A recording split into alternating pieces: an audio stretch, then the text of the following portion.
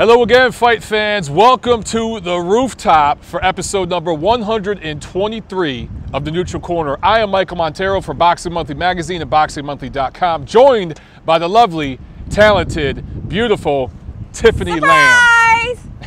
This will be the last episode that we shoot from here at the pad in Koreatown. So we figured, why not come up on the roof and shoot it, have some fun, have some drinks. We got the limoncello up here from Calabria. It's really windy and cold right now. Yeah, she's a little windy, so we're gonna put some drinks in there. But we thought we'd do an intro with Tiff before we send it off here. My brother's gonna be joining us in a little bit to talk about the fights and whatnot. So he's back there drinking beers. We're just having fun, man. Before we get started, I wanted to give a quick shout out to a new Patreon supporter, Gerardo Pleasant. Thank you very, very much for joining the MLB team. Thank you so much, brother. Okay, Tiff, we got a couple of questions for you. As we hear some sirens, the police are chasing somebody over there. I don't know if you guys are picking that up or not. Hopefully not. That, just yeah, so you know. It's pretty much all day. So if you hear those sirens, apologies, but that's pretty much what we hear 24/7 here. Okay. All right, what do you peeps want to know? First question is from 215_Drifter5. What is your nationality? He guesses Cambodian, and he says Lam, L-A-M, is definitely a Cambodian last name. I usually get all kinds of answers. Filipino, Vietnamese, Chinese. On our first date, I asked her if she was Filipino. Korean. That's what I thought, Filipino. You do not look Korean at all. But technically, I took the DNA test. I've done a couple. And I am Chinese and Vietnamese primarily, and I am 10% Polynesian. Indonesian. And then, okay, what language do you speak? Because when they hear Chinese, they're thinking either Mandarin or Cantonese, but... Yes, so I don't speak the, amazing language of Mandarin that everybody speaks, but I speak a very small dialect called Teochew, Chow, which has its benefits because nobody knows what the shit I'm talking about half the time and when I'm in public. And your ancestors were like countryside people that left China and immigrated to Vietnam like generations ago, right? Yeah, so like most of my family, I don't even know when they went to Vietnam, but my parents and my grandparents immigrated on boats over to the U.S. During the 70s. From Vietnam? Yeah. So there you have it. She's kind of Chinese, kind of not Chinese. My culture is more Vietnamese. So. Oh, so Fricky926 asked specifically what language does Tiffany speak. So we answered that right there. But you can understand a little bit of Vietnamese, right? Because your family did come. Yeah, so my family spoke Vietnamese a lot growing up, so I understand a little bit of Vietnamese here and there, especially when I go to the nail shops and get my nails done. I know exactly what they're saying. So you know when they're dissing everybody, sitting in front of them, dissing all the people right to their face, exactly. Right? Okay. All right, so Bob Brown 6. Oh, you know what? It's just Bob Brown. It says 6 days ago. I thought it was a number after all these names. So drink for breakfast. Yeah. So it's just Bob Brown. And the names before were 215_Drifter and just Fricky92. So this is Bob Brown. He has a few questions for Tiff. First, were you interested in boxing before meeting Michael? That's a great question. No, I was not. I thought boxing was a bunch of barbarians who are extremely dumb, just punching the shit out of each other. So you thought what the rest of Middle America thinks. Yeah, I mean, think about it. What does TV promote about boxing? Well, the Rocky movies didn't help with that kind of stuff. Yeah. Exactly. Yeah. So growing up, that's literally what I thought. It was just a bunch of dumb guys beating the shit out of each other. And then what did I teach you? You taught me all kinds of stuff. So this genius right here is, I call him the gateway between the casuals and the diehards. So he taught me a lot about what boxing represents, the various techniques, and all that type of stuff. And from there on, as he forced me to watch boxing every weekend when we first started dating. If you date me, you are going to watch boxing. That's just, it's part of the deal. Eventually he would... You may as well become a fan. So eventually he would, make his little comments like he always does as we're watching it, and he would basically say everything Max Kellerman would say, but better and five times sooner. Yeah. So, I started getting into it. I started watching it. I started understanding the different techniques and all that stuff, and I started to like it. And I'm going to add to that question. What was the first fight where you really became a fan? Because I know what it was because I was there. What? Broner Maidana. Broner Maidana. And why did you become a fan right there? Because I could not stand the fact that the ref was giving Broner all these breaks. He basically was, you know, doing low blows, doing all this dirty shit. And I was like, what the fuck? And Mike was like, well, Broner's still going to win because, you know, he was the A side to it. And I was like, that's fucked up. So eventually when I went to the scorecards and Maidana won, I was like, yes! By the way, there goes our monetization for this episode of TNC on YouTube. Sorry, guys. But yeah, and before that, they had showed, you know, I had showed her some interviews with Broner, and she kept saying, well, this guy's a dick. This guy's a dick. He's still an asshole. And she kept saying, I hope this Maidana guy beats him. And I'm like, yeah, he'll do good. He'll put up a good effort, but Broner will probably win a decision on the cards, maybe get a gift, a real robbery. That's what I thought. That's what I told her going in. So when Broner got dropped a couple times, got humbled and embarrassed, she actually jumped out of the couch up and down and was cheering. And that's when I knew she was hooked. And that's when I told her what separates boxing from other sports is how you make an emotional connection with the fighters, whether it's negative or positive. You make that emotional connection that doesn't exist the same way in other team sports. It's different. And that's when I knew she was hooked. And for the record, now sometimes my predictions are better than his. Yes, yeah, sometimes, yeah. saying. I overthink this shit, and she calls it a lot of the time. All right, so Bob Brown also asked, what have your experiences been like taking photographs at the fights, and also video as well? You know, it's been a lot of fun. I really enjoy it. I got into photography around the same time we met, which is how he got me into boxing, which is how this whole boxing, photography, videography, MOB thing came about. So, I mean, I enjoy it. I like taking action shots. I also like taking landscape shots. But it's fun because you get to, you know, as I'm walking through during fights and stuff, there'll be once in a blue moon, you guys will spot me and you'll see, you know who I am. And I think that's kind of the best part about doing what I do.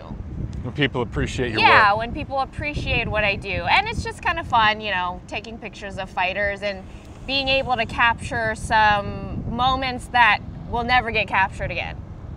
He also asks, are the photos for personal use or do you sell them to boxing websites? And I know you're going to be humble right now, so I'm going to jump in.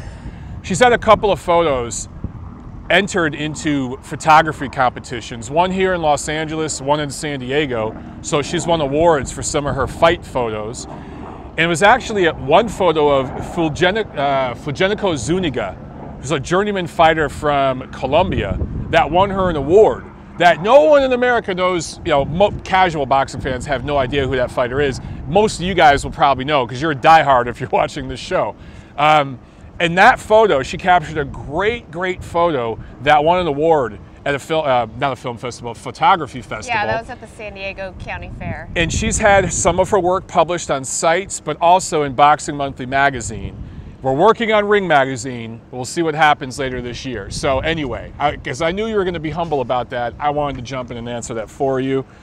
Okay, here's where I think you might get controversial with an answer. Bob Brown also asks, are you a fan of women's boxing, and how do you think it compares to men's boxing at the same level? Oh, that's a good question. Okay, so 110% honesty, I don't really like female boxing. Oh. I know. Okay, so I am all about, you know, women power, hear me roar, you know, female rights, I am awesome. But there are just some sports where it just doesn't look as good when it's not as interesting to me when females are fighting. It just is not a natural female sport, I guess.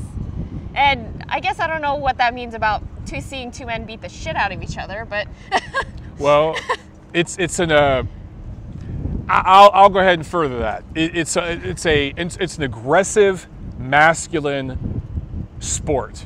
And being a man and having all that testosterone and being an alpha male, and boxing is definitely an alpha male sport, it's all about aggression.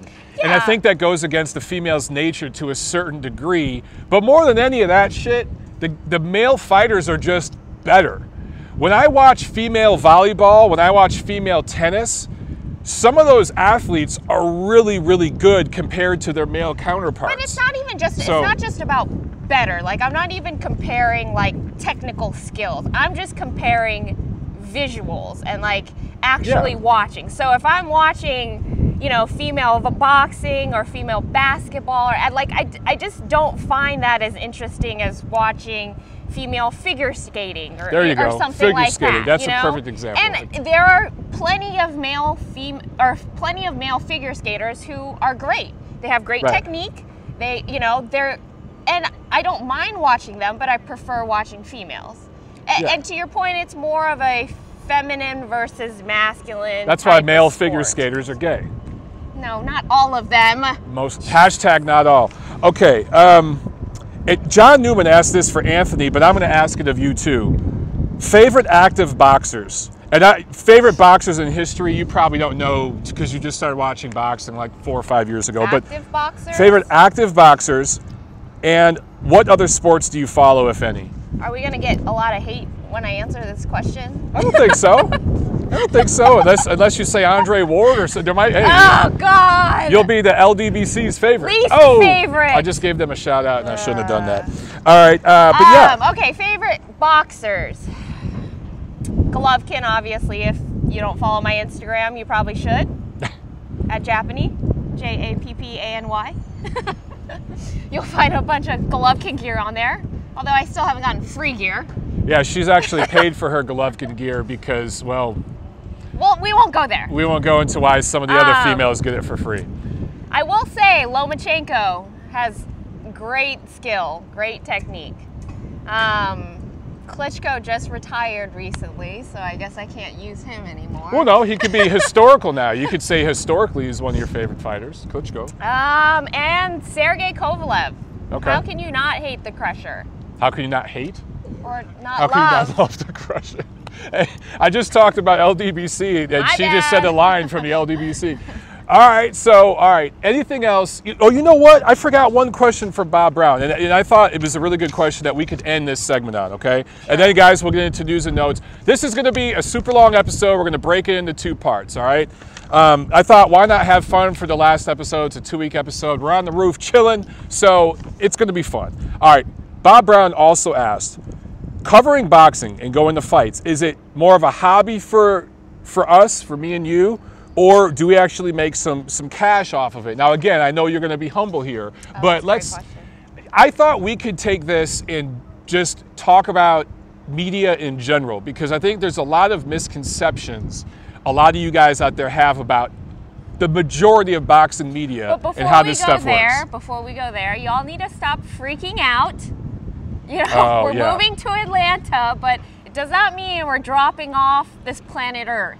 Yeah, well, let's talk about that, because that is something a lot of people have been asking about. Take a chill pill. It's okay. Yeah. Guys, if anything, and Tiff and I, we're planners. We don't, especially her, okay? She's the brains of the operation, but we've talked about this for a long time. It's a great opportunity for her and for us, but it's also strategically for MOB, it's putting us in a position where we could do more work in boxing.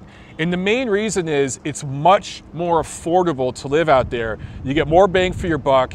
And because it isn't a hotbed of boxing where there's a lot of media attention, we're going to be the big fish in that pond. So we can start building some stuff up in that market. We're going to talk about that. We've already got, maybe some things in the works regarding that. But we're going to have quicker access to fights in New York, Florida, Texas, which I've been talking about. We already have a huge setup out here. We can come out here and cover fights anytime. Every time I'm back here to cover a fight, I'm going to shoot 10 count with UCN Live. The podcast, I can't talk about some of the podcasts Ring TV has coming up, but I'll jump in on those when I'm out here. There's all kinds of stuff that we're going to be able to do when we come out here. Now we're just going to have the capability to do more stuff from our new home base of operations, right? Yes, exactly. All right, so I pretty much said it all. There's nothing to add I have to that. nothing else to say. He talks too much. I do. You already know that. I like to rant. That's why, Montero rants from up here on the roof. But boxing media in general, we've talked about this, but I call it a 99%er thing. It's very much, people talk about, the 1% versus the 99%. Boxing as a sport is the same way. 1% of the fighters are making 8-figure paydays. They're making insane money. The other 99% are not. Now, maybe 10% are making good money. You're making high 6 figures, 7 figures, but it's that 90% are fighting for scraps, right? Mm-hmm. It's the exact same for boxing media. You have 1%, and these guys aren't getting rich, but you have literally 1% of boxing media that, and I'm not even talking about idiots out there that just get credentialed to fights because they know a friend or something. Let's not talk about that. Yeah, I've already given them 2 shout outs on this video. That's too much. I'm talking about actual respected boxing media. 1% get a network gig where they have a annual, or a contract. Sometimes it's annual, sometimes quarterly, they're getting paid, whatever, with a network, whether it's ESPN, HBO, Showtime, whatever. And I'm talking globally now, okay? It's 1%. 10%, which we would fall into, are people that are making some money. But the overwhelming majority of that 10% have 2 or 3 jobs because you don't make enough money in boxing to pay your bills. It's very, very few that do. Oh, yeah, absolutely. You think of all the people we know that get credentialed to fights and are respected in media. It's well over 100 people. Yeah. How many people do we know that only do boxing for a living? I know 2. So I would probably know 2 too. You know who I'm talking about. We know 2, okay? And they both live with family that, are helping, supplement. It's a dual income situation. And we're talking about people that we know very well as friends. There's 2 that I know that do this full time, and that's it. The other 99% are, most of them are doing this for free. They're doing it pro bono. There's guys like us, well, guys and girls, like people like us. I meant guys as an expression, You really want to get, punched right now? Please don't hit me. She hits hard, man. I've taught her well. We have training sessions right up here on the roof. I taught her to hit mitts up here. But we make money, okay, if I post something to Ring Magazine, to Boxing Monthly, I called fights for Thompson Boxing last week and I got paid for that. You get paid for videos we do. We get help through some of you guys on Patreon, and that's what we use to buy equipment and stuff like that for the channel. We sell t-shirts. We do little things like that to make money. It's little nickel and dime scraps here and there, a few $100 there, a few $100 here. Yeah. And that adds up, but it does not pay our bills. No, and everything else comes out of our pockets. So, we try to supplement where we can with everything that Mike just talked about, but everything else we do it because we love it, and we take it out of our pockets because we want to give back to it. And we do better than 90% of boxing media in regards to me just getting paid to do some of the things I do. When you print in a magazine, or when you do some podcasts, some national radio spots, some things like that, you do get some money, you get some residuals off of it. It's very small, but yeah, even that, we're still doing better than 90% of the people we know that are putting up great quality work. So that's one reason why I get super pissed off when I see some promotional outfits, some managers, advisors, really treating media like shit. And it's also why I equally get pissed off when there are people calling themselves media that really are not. Because the people that hustle and go to every fight and they're really working for scraps, they're spending more money than they're making, and that includes us, by far and away. Traveling to these fights and everything else, you're rooming with friends, you're carpooling, you're traveling and eating together, you're doing things like that to save money, and it becomes a family. And when you see hacks only show up at the big fights in Vegas, or you see dudes bringing their main squeeze for that week or whatever. I've seen some dudes get credentialed to fights in Vegas and bring prostitutes and shit and get them a credential ringside because they know one of the fighters. That only tends to happen for the big PBC events in Vegas, but it has happened for Golden Boy shows too. I've seen it. That kind of shit pisses me off. We take it personal. So anyway, long-winded response. What else is new? Yeah, that's what I do. All right, so anything else you want to add, you want to say before we jump off here and get into the news and notes? Just thank you for your support. I mean, we started this in 2014. Yeah. Yeah, at the old place, and we've moved to this place, and we've tried to, you know, grow, and I think we've grown, and watching you guys give us more support and spread the word has been really, really amazing. So thank you, thank you, thank you, and keep doing it. Thank you. All right, everybody, news and notes with my brother Anthony. It's been a long time. Cheers, brother. Salud. Salud there. A Belgian beer, all right. Figured you'd like it. I got it for you. I normally drink Peroni, but you know, I was like, hey, I'm at Ralph's in Koreatown, so they don't necessarily quite have Peroni. Ralph's in Koreatown. We'll try a Belgian beer from Ralph's in Koreatown. All right, man, let's get into news and notes. The big news this week, and I don't know, I mean, how much you know about this, but Matchroom Boxing USA, Eddie Hearn, has an 8-year partnership with Perform Group. It's a 2-year minimum, 6-year option. It's supposedly a $1 billion deal. It's over $1 billion total, this entire deal. They have a streaming service, DAZN, it's pronounced DAZN. It's out of the UK.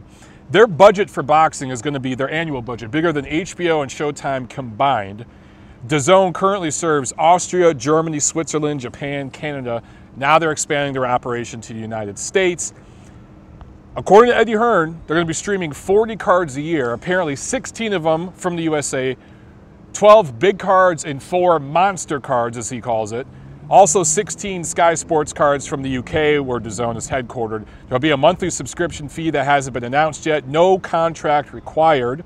All of this happens around the same time that former ESPN president John Skipper left and signed and accepted a position with none other than the Perform Group. So obviously, Eddie Hearn had some things in the works here going. Eddie Hearn right now is saying, because he needs fighters for this deal. He's got this massive, massive platform. He has no fighters.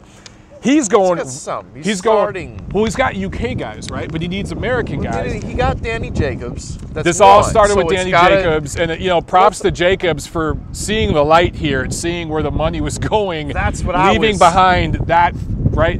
That's what's going to start happening because Eddie Hearn said, and I'm quoting here, this is open season for fighters in the U.S. And he said, I believe that. He said, if you do not have a promoter and you're an elite level fighter, we want you. And he specifically named guys like Errol Spence, you know, Deontay Wilder, these kinds of fighters. Yeah. It would not surprise me to see very, very soon more of these guys following Daniel Jacobs and jumping shit, man. And I would love to see that. Honestly, man. Look, Matchbook does a really good job, or Matchroom, excuse me. They do a great job, man. And if they were to bring some of these American fighters, because he has guys in the UK, as you just said, right? And then you could start actually having them face each other.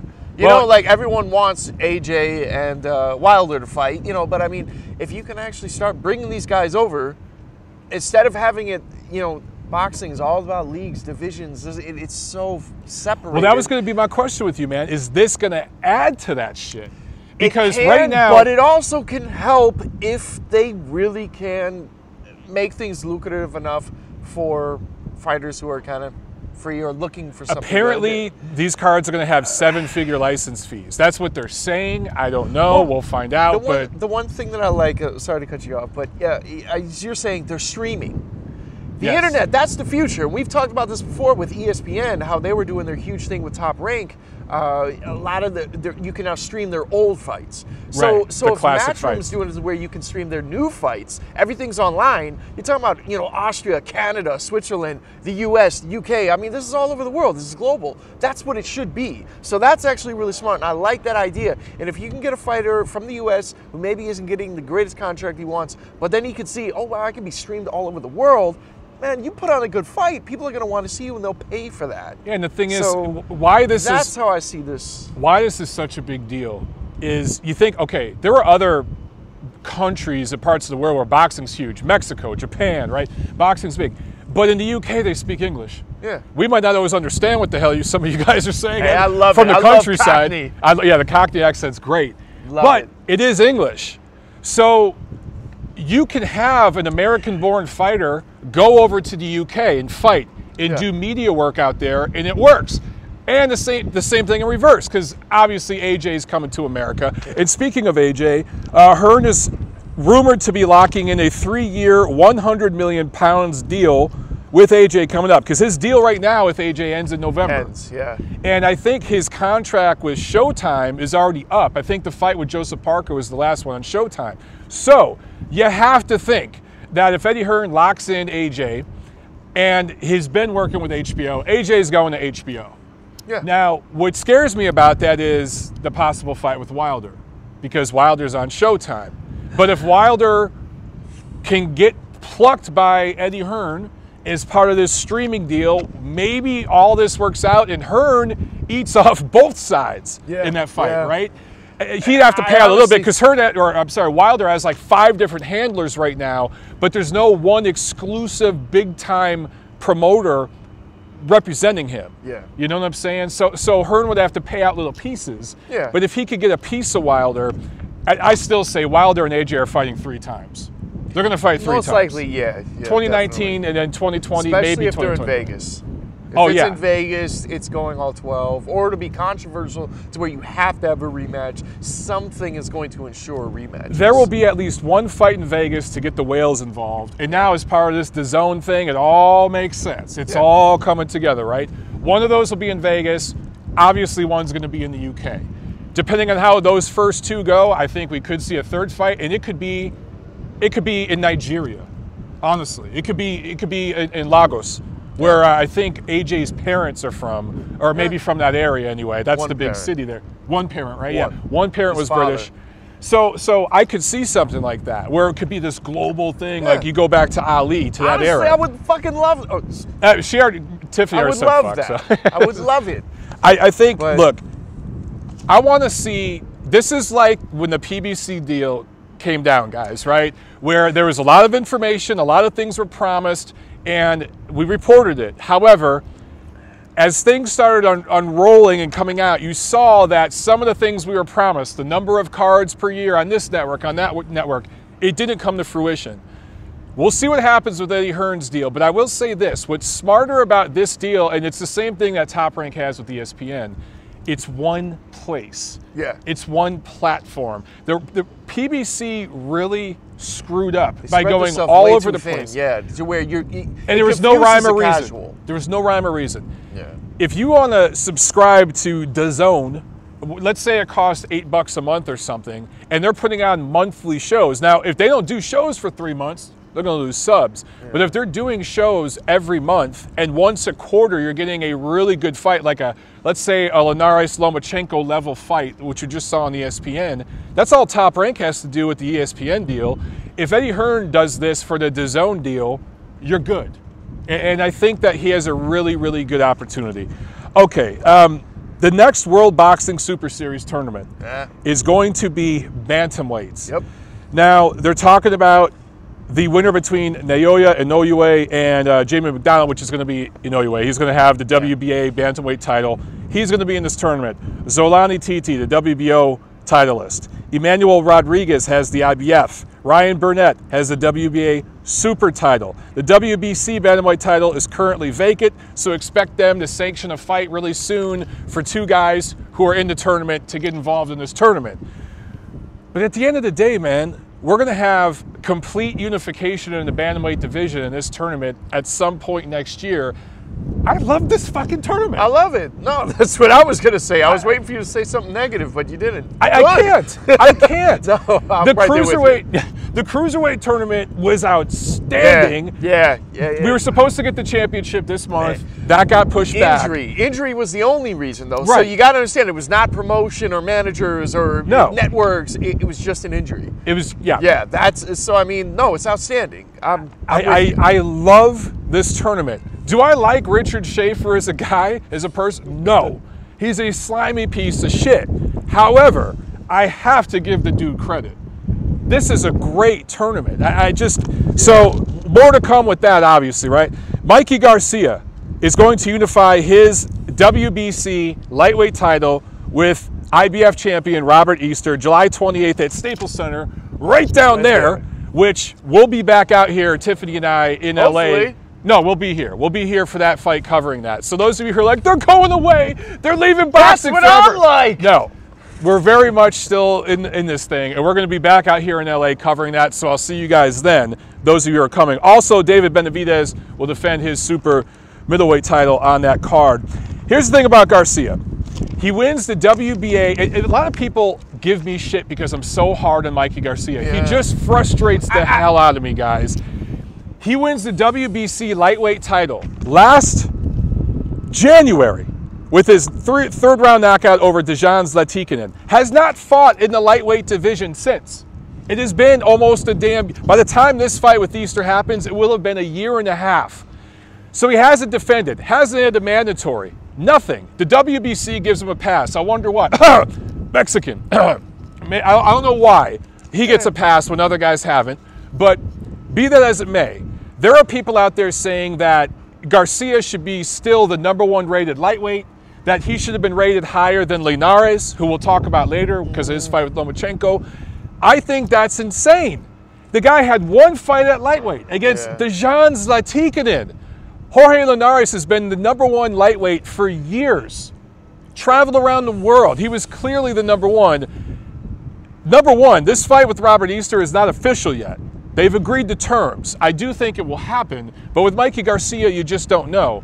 But at this point, man, looking back, okay, before Lomachenko fought Linares, who did you rate #1 at lightweight? Mikey Garcia or Jorge Linares? I've seen Linares fight twice. I've seen Mikey Garcia fight once. I'm talking live, in person, me watching. Covering their fight, right? Yeah. Right. Linares, as you said, #1, he's been at lightweight for a long time. He's just done more. He's won more titles. He's defended more. He's done, as you said, traveled the globe. UK, yeah, Japan. And he's just more accomplished, more established. He's done as a lightweight. As a lightweight. There, that's Garcia, what I'm pound for saying, pound, at 135. no argument. But we're talking 135. Yeah. Yes. That's what I'm saying. I mean, I don't understand the hate that Linares gets. I guess it's because he has previous losses. But I'm sorry, he's a very good fighter, very technically sound, and he's not afraid of anyone. I mean, he always puts on a good fight. And again, I like guys who are technically sound. He is very technically sound. Now, granted, he can't take a monstrous punch, so if that's why people hate him, then you know what? He's a good fighter. He's a good fighter. I don't understand the hate that he gets. No, he was clearly the #1. I'm sorry, he was. Garcia should have fought him. And I would have picked Garcia to win. And let's be clear about this. Linares wanted the fight with Garcia. Golden Boy offered 50-50 fight, no options for Garcia. He turned it down to fight, who's the guy who fought at 140? The name is slipping me. Eastern European guy. Just beat him for the name is slipping me. Good quality fighter, but not nearly ready for Mikey Garcia.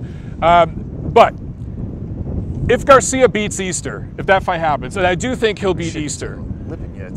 Lipinets. It was Lipinets. God, okay. I was hoping it was someone better than that. Are you? No, Lipinets is a good quality fighter, but obviously not elite.